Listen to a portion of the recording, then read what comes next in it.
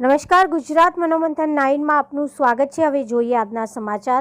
મોડાસા જીઆઈડીસીમાં આવેલ super seal કંપનીના માલિક કલ્પેશ શેઠ દ્વારા જે ગેરકાયદેસર તાળાબંધી જાહેર કરેલ છે તેના વિરુદ્ધમાં કામદાર તથા સીઆઈટી યુનિયન દ્વારા મોડાસા ટાઉન હોલ ખાતે પ્લેકાર્ડ દેખાવ સૂત્રોચ્ચાર કરવામાં આવ્યા। આ તબક્કે સીઆઈટીયુ યુનિયનના મહામંત્રી ડાયાભાઈ જાદવ, એડવોકેટ ચંદ્રપાલસિંહ ખાંટ, રાકેશ તરાર તથા સુપર સીલ કંપનીના કામદાર આગેવાનો હાજર રહ્યા અને યુનિયન તરફથી માંગ કરવામાં આવી હતી કે ચાલુ ડિમાન્ડમાં કોઈપણ કામદારને છૂટા કરી શકાય નહીં અને ત્યાં સુધી તમામ કામદારને લઘુત્તમ વેતન અને વધારાના કામનો ઓવરટાઈમ ચૂકવવો જોઈએ।